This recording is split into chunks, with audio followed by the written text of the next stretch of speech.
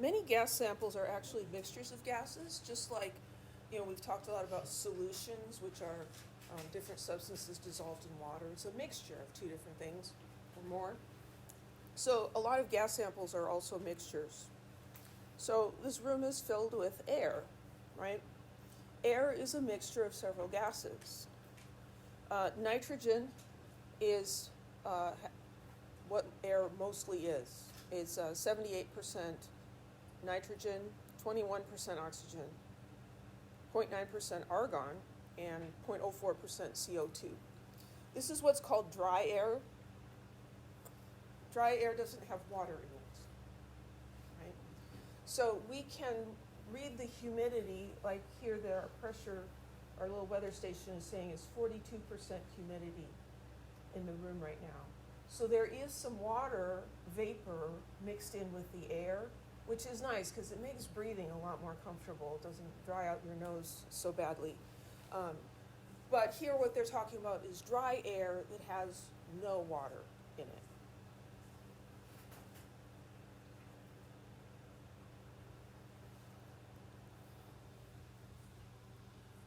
Gas mixtures can be treated as a single gas, and this is because of how gases are strange.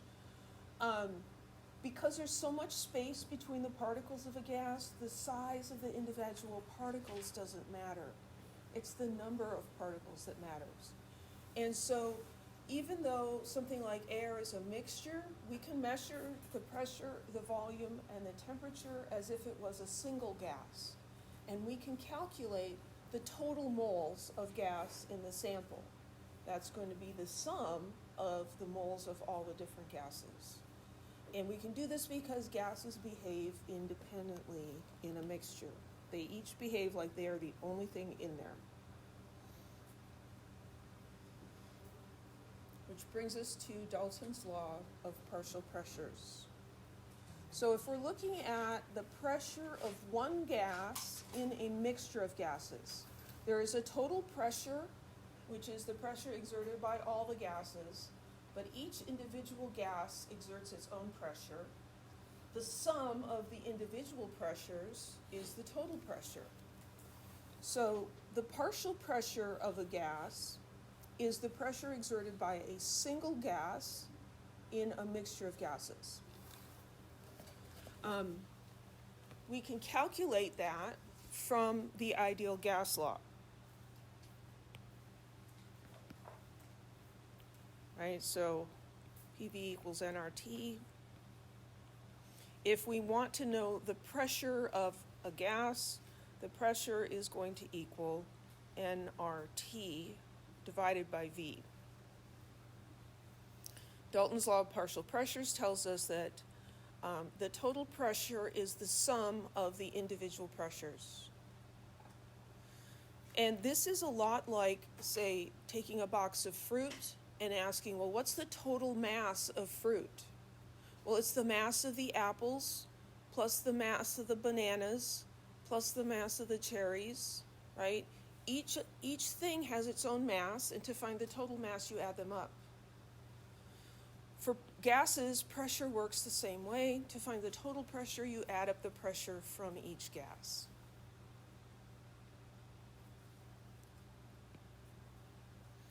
So the total pressure is the sum of the individual pressures. Each individual pressure is nRT over V. R, T, and V are the same for all of these gases. And so we can factor out the RT over V and get this relationship that the total pressure is equal to the total moles of gas times RT over V.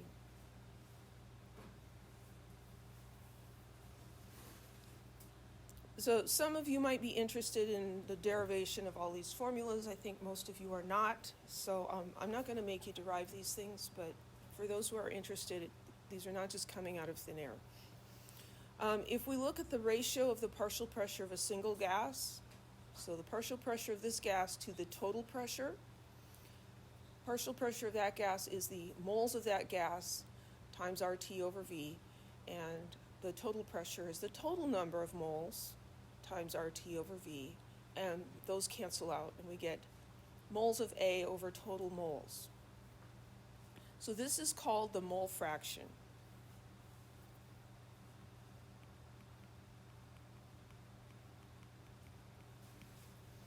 And it's got this variable chi. So chi A is the mole fraction of A. It's the moles of A divided by the total number of moles. This is similar to a percent. This is what you have before you multiply by 100. If we wanted the mole percent, we would take this and multiply by 100. Yeah? Would we keep that in there, like, we wouldn't divide the two, we just keep them in a fraction? No, you generally would not keep it as a fraction. I know it says mole fraction, but calculators prefer decimal numbers, so that's what we usually use. That's a good question. So then we can manipulate those equations some more. So we've got the total pressure. This is the, let's just jump to this, huh? The partial pressure of a gas is equal to its mole fraction times the total pressure. So in the boxes here, these are two equations that you might need to use to solve gas problems. I'll give you those on the exam, but you need to know how to use them, okay? So I think we have an example coming, maybe not quite yet. So the partial pressure of a component gas is its mole fraction multiplied by the total pressure. And this really is just how percentages work. So if we say that nitrogen is 78% of air, right? 78% means 78 out of 100, right?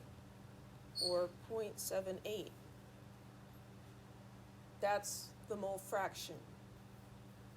So the mole fraction is 0.78. Nitrogen is 78% of the total gas. The pressure of the nitrogen is 78% of the total pressure. 0.78 times 1, or 0.78 atmospheres for the nitrogen.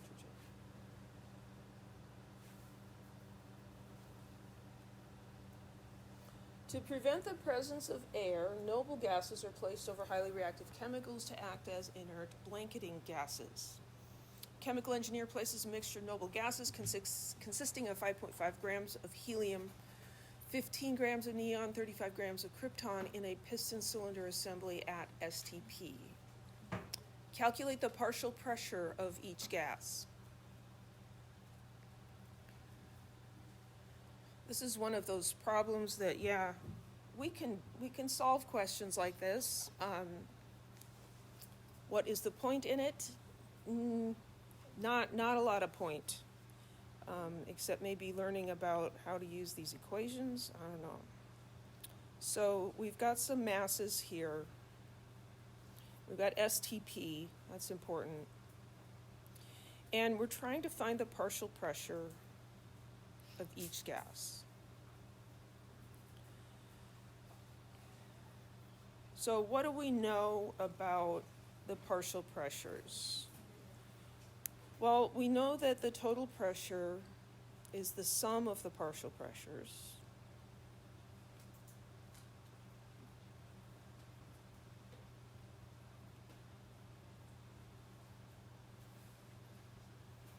And we know that the partial pressure of a given gas, say helium, is equal to its mole fraction times the total pressure.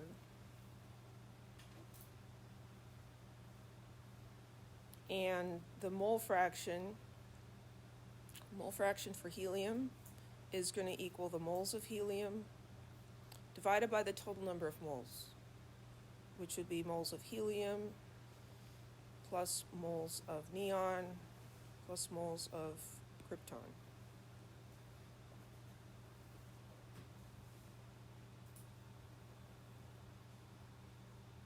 Now, there's only one thing that they gave us directly here, and that is the total pressure, and they weren't even very obvious about that. What does STP mean? Standard temperature and pressure. So what is the total pressure? It's 1 atmosphere. So we know that total pressure is 1 atmosphere. But if we're trying to find the partial pressure of each gas, we're going to need that total pressure, but we also need the mole fraction of each of these. We were given masses. Can we convert the masses to moles? Yeah. Can we calculate the mole fractions? Yeah. Does that sound tedious? Heck yeah. I'm going to sit down for this one. Let's just do one of them.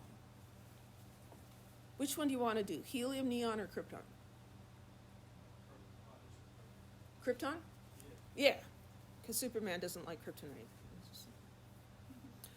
We still have to calculate the moles of each of these, though, right? So to find the moles of helium, we're going to take the mass of helium, and we're going to convert that to moles.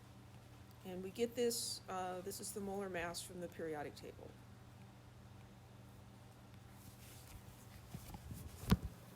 My calculator. 5.5 divided by 4.003. 1.373.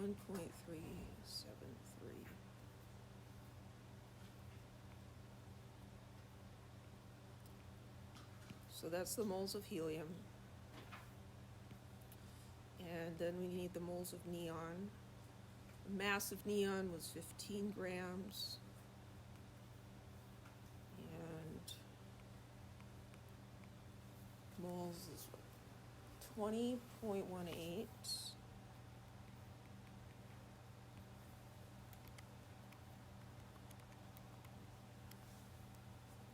So 0.74331 moles.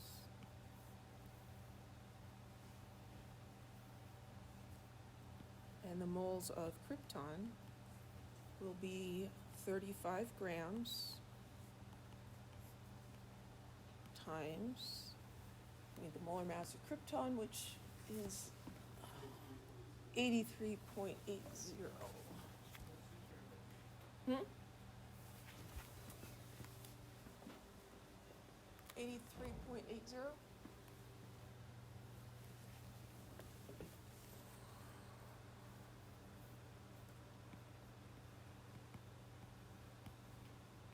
The ink on the periodic table is shiny. I can't see it very well. I'm just rounding it to 4 sig figs because that's what I like to do. 0.141766.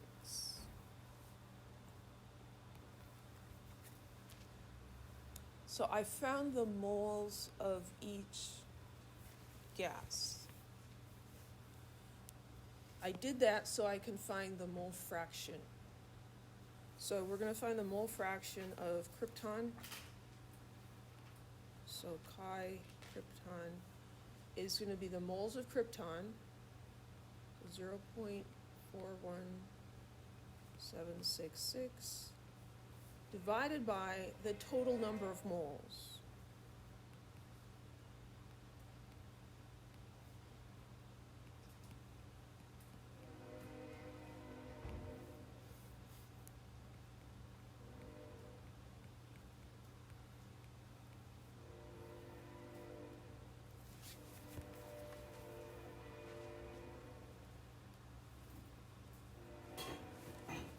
So 0.41766 divided by, open parentheses, 1.3739 plus 0.74341 plus 0.41766, close the parentheses, which equals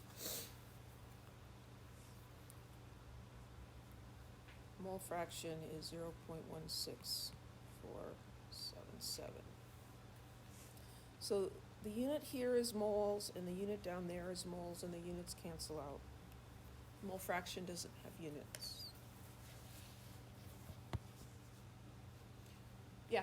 So if we were given their pressures instead of their grams, would we still be able to do this for the mole fraction, the pressure of 1 divided by the total pressure, and then we use the mole fraction? Or no? Yes. Yeah. So if you were given the partial pressures and you wanted to find the mole fraction, you could use this equation and take the partial pressure and just divide by the total pressure to get the mole fraction of that individual gas. Yep. So a mole fraction has to be between 0 and 1. Because 0 would mean there's none of that gas, and 1 would mean there's only that gas and nothing else. It's like you can't have, you can't say 200% of the class is female. What? That doesn't work. There are places where percentages can be negative and percentages can be greater than 100. But there are places that it doesn't work also. So if you end up with a mole fraction that's greater than 1 or less than 0, check your math. So this is the mole fraction. And so this tells me that the partial pressure of krypton is the mole fraction times the total pressure, or 0.165 atmospheres. Krypton is 16.5% of this sample. 16.5% of the pressure is from the krypton. Yeah? And when you add them together, it should equal 1, right? Right. If you calculate all the mole fractions and add them up, they should equal 1. If you calculate the partial pressures and add them up, they should equal the total pressure. Because of errors in measurements and uncertainty, you might have a little bit of difference in that last significant figure, but yeah, it's going to be really close. Any other questions? So you could calculate the partial pressure of the other gases in the same way, right?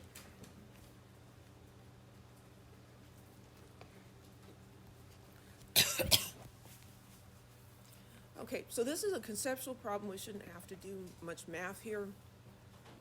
Gas mixture contains an equal number of moles of helium and neon.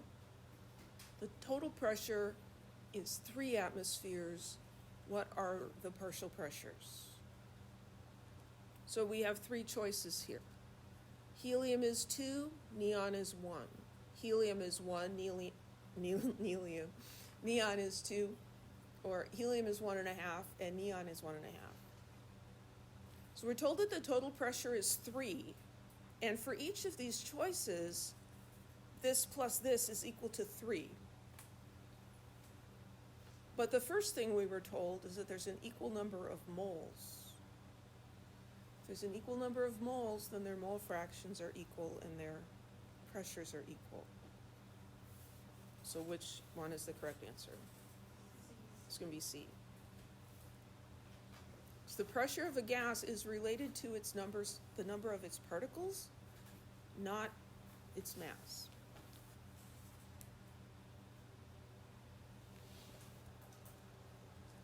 So a sample of hydrogen gas is mixed with water vapor, and this is very common. The mixture has a total pressure of 755 torr, and the water vapor has a partial pressure of 24 torr. What amount in moles of hydrogen gas is contained in 1.55 liters of this mixture at 298 Kelvin? So let's highlight these numbers that we've got. I've got 755 torr, and I've got 24 torr, and I got 1.55 liters and 298 K. And then they're asking what amount in moles of hydrogen.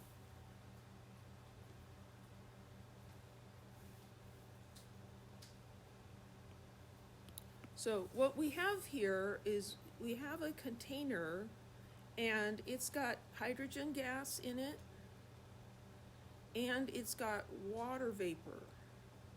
There's two gases in it. So what do we know about the relationship between the pressure of each gas and the total pressure? How are those related?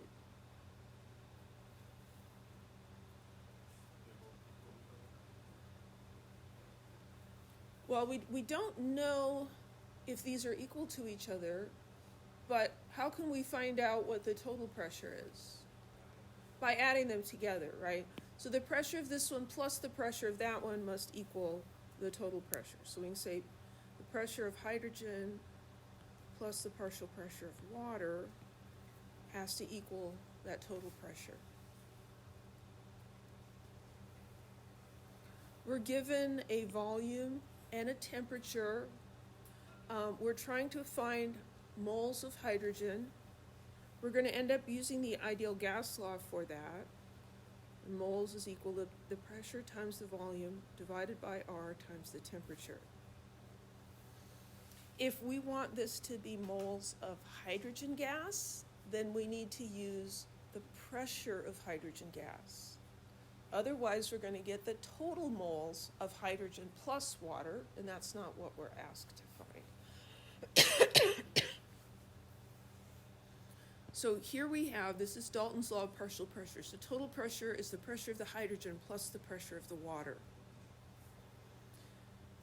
Here we're told that the total pressure is 755. The total pressure is 755 torr. And the water vapor has a partial pressure of 24 torr. So the partial pressure of the H2O is 24 torr. We want to find the partial pressure of the hydrogen. So that's going to be the total pressure minus the pressure of the other gas.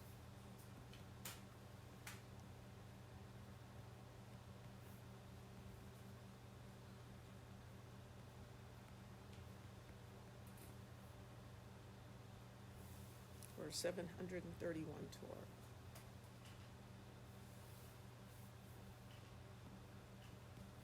The volume is 1.55 liters.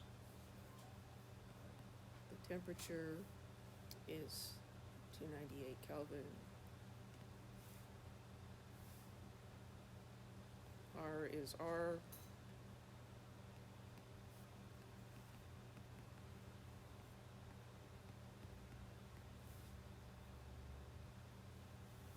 Looking at the units on the ideal gas constant, we've got liters. My volume's in liters. We've got Kelvin. The temperature's in Kelvin. That's good. The pressure needs to be in atmospheres. It's in torr. Need to convert that.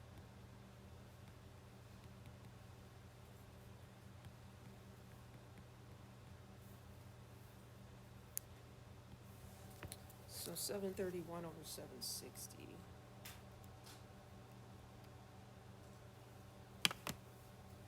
0.961.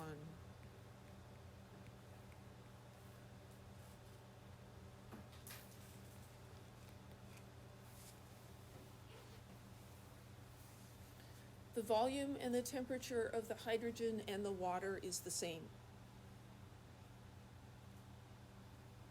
but the pressures are different. So here I've got my rearranged ideal gas law. The moles are going to equal the pressure times the volume divided by R times the temperature. So the moles of of hydrogen will equal the pressure of the hydrogen, 0.96184,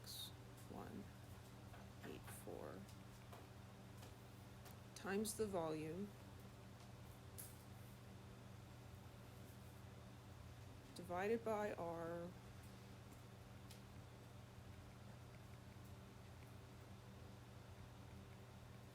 times the temperature.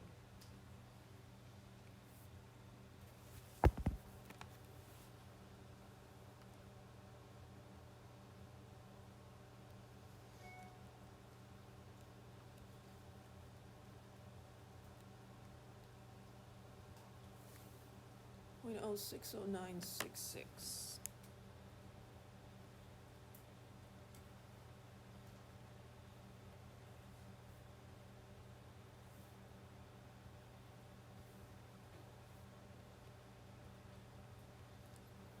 So there's 0.0610 moles of hydrogen gas in that container.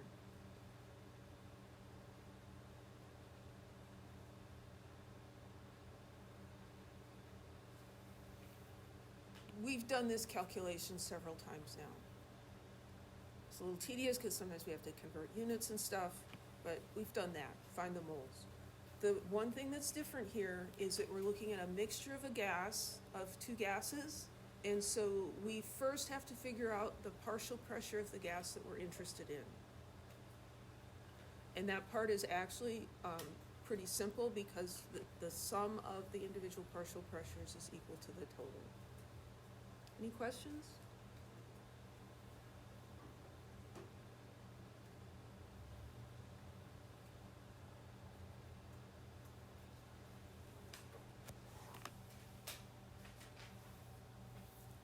So we've mentioned scuba diving earlier, and here it comes again. So a diver needs to breathe compressed air because of all the pressure from the water. But with a higher pressure of air, then you have a higher partial pressure of oxygen. And so that can lead to an elevated concentration of oxygen in the body tissues. Now, oxygen is a good thing. Oxygen is necessary for life. But too much of anything will kill you. Too much oxygen will kill you. Too much water will kill you. So, moderation in everything. So there is something called oxygen toxicity. And that's when you're breathing air that has an oxygen partial pressure above 1.4 atmospheres. So that's going to be hazardous to your health. Of course, the opposite is also a problem. Hypoxia, which means low oxygen or oxygen starvation, happens when oxygen pressures are too low.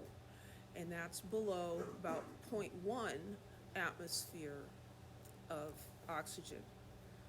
Normal is going to be 0.21 atmospheres. That's normal air at sea level, 0.21 atmospheres. You get down less than 0.1 and you're going to have a hard time.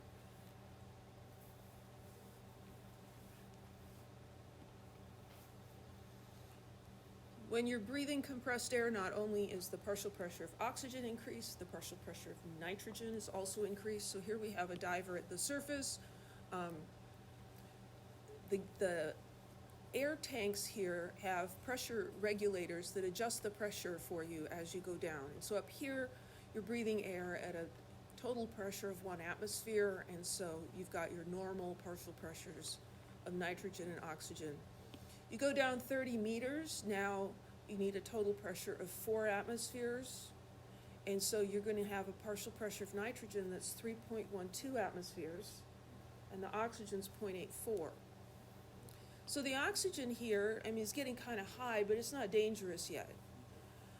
But if you've got nitrogen pressures above 4 atmosphere, you can get into trouble. This is called nitrogen narcosis or rapture of the deep. The symptoms are similar to being drunk. You might say, well, why would that be a bad thing? It'd be kind of fun. Well, but when you're drunk, you don't use good judgment, right? And so here you are 30 meters below the surface of the water, and the consequences of doing something stupid are greater, right? You're much more likely to kill yourself. Just like, being drunk on your couch is one thing.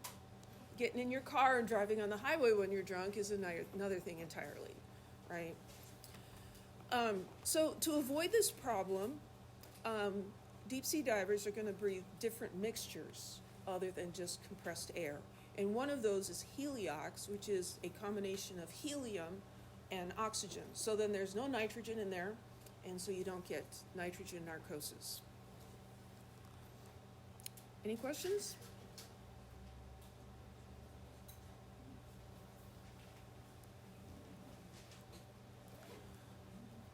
here's a problem related to that. A diver breathes a heliox mixture with an oxygen mole fraction of 0.05. What must be the total pressure for the partial pressure of oxygen to be 0.21 atmospheres? So this is telling us what the oxygen mole fraction is. And this is what we want the partial pressure of oxygen to be. That's what we're used to, is 0.21 atmospheres.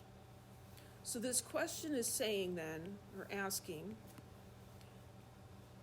in order for this heliox mixture to give you a good quantity of oxygen, what does the total pressure need to be? So unlike that last problem, which was just very involved and tedious, or the one before that, which was even worse, this one isn't that bad. So the total pressure here is going to be the pressure of the oxygen plus the pressure of helium. Heliox is helium and oxygen. We're told that the partial pressure of oxygen is equal to, we want that to be 0.21. And we're told that the mole fraction of oxygen is equal to 0.050.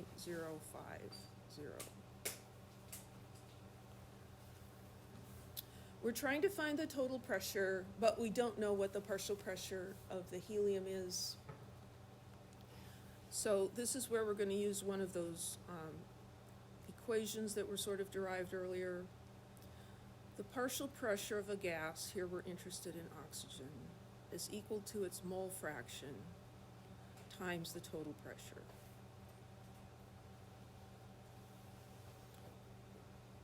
We know the partial pressure of oxygen that we want. We know the mole fraction. We're trying to find the total pressure. So the total pressure will be the partial pressure of oxygen divided by its mole fraction.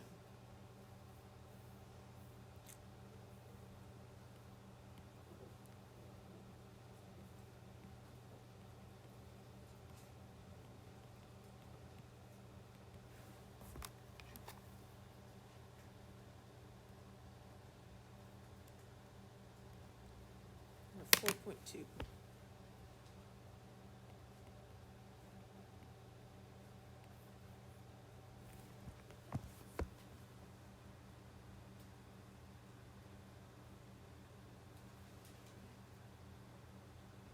Any questions?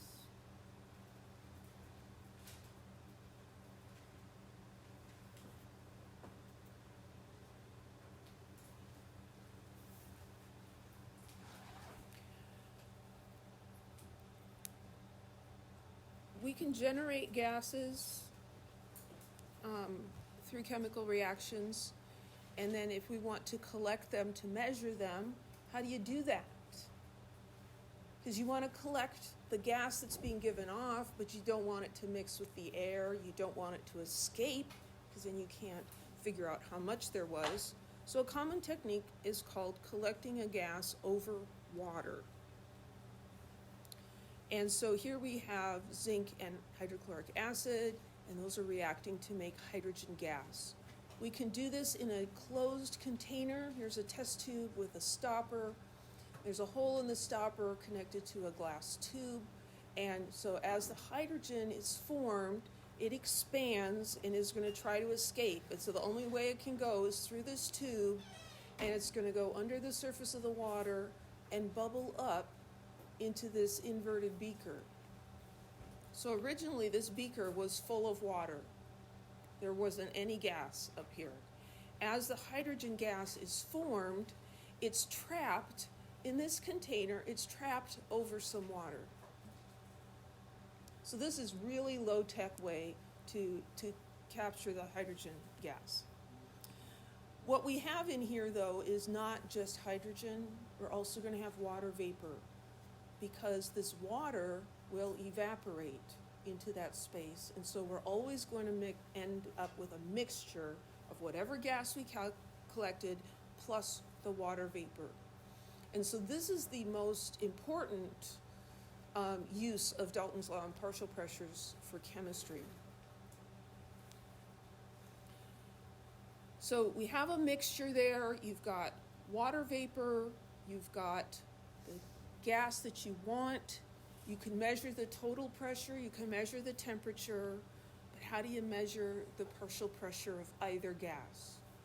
Well, a really nice thing about vapor pressure is it depends only on the temperature. If the water is warmer, more of it evaporates. You have a higher partial pressure of water, which is called the vapor pressure. Colder temperatures, lower vapor pressure. And so you can look up in a table what the vapor pressure or partial pressure of the water is in that gas that was collected over water. All you need to know is the temperature.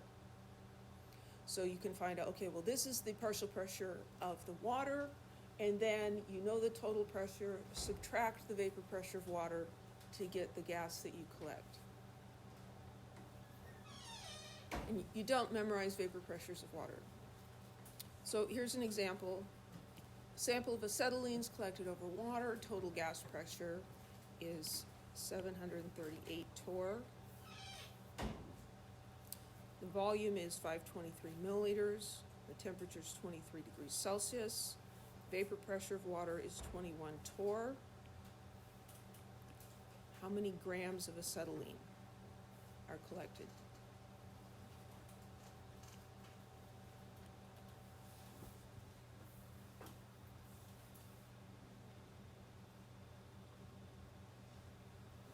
So we've got acetylene gas,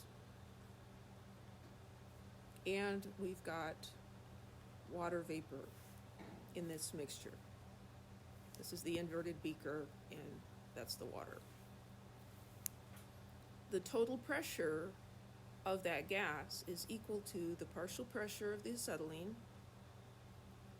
plus the partial pressure of the water vapor.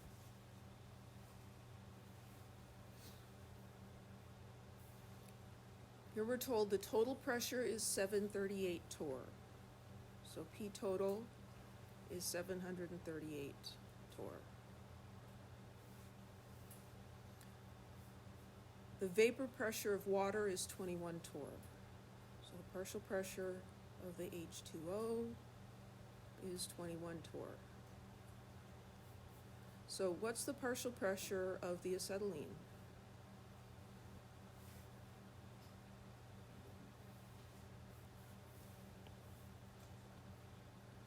We're going to subtract, right?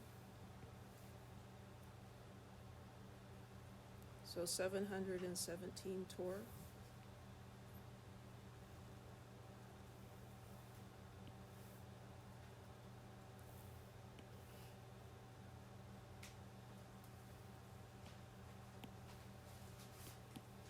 Anytime you see this phrase, collected over water, you're going to have to do this.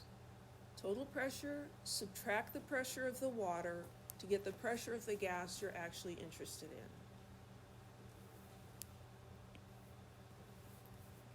Other information that's given, we have a temperature of 23 degrees Celsius, a volume of 523 milliliters. They're asking us how many grams. Well, we can use the ideal gas law here, but the ideal gas law doesn't solve for grams, it solves for moles. But we can convert moles into grams, right?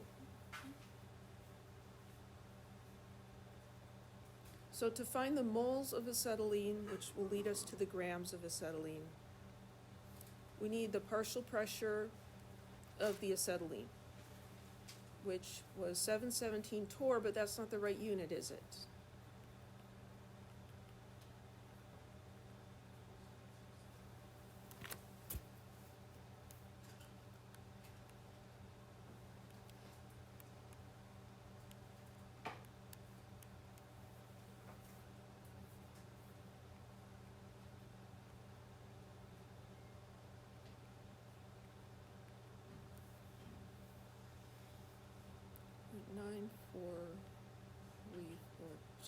atmospheres. And here's our volume, but we need that to be in liters. Another way we can do that, besides multiplying by liter over milliliters, is to say, well, what does the milli stand for? So 523, instead of using that abbreviation, milli, I'm going to write what it stands for, which is times 10 to the minus 3, and then this will be in liters. So that's going to be the same as 0.523 liters.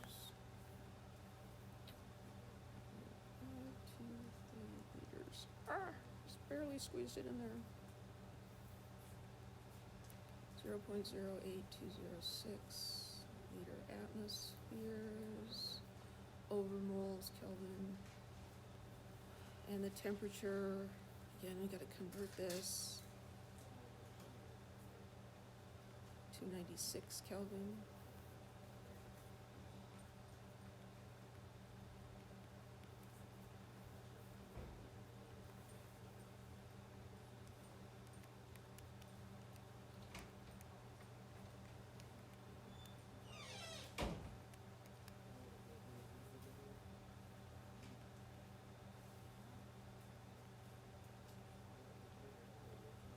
So, you get that many moles of acetylene.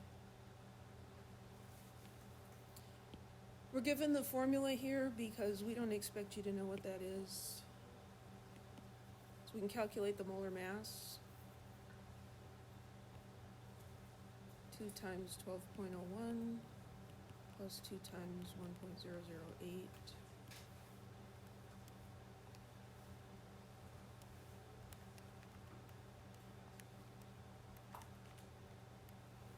26.036.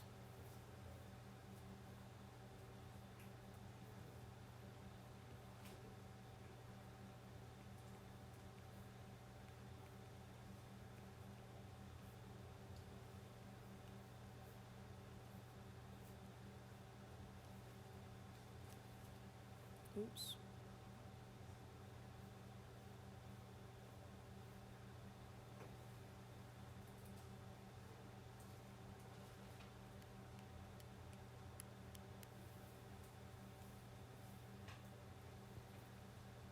Zero 0.52886, 0.529 grams of acetylene.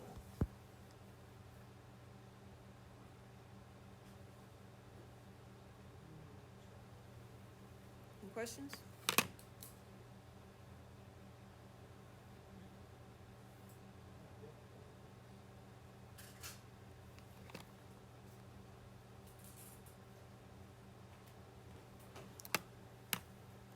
So this is another example.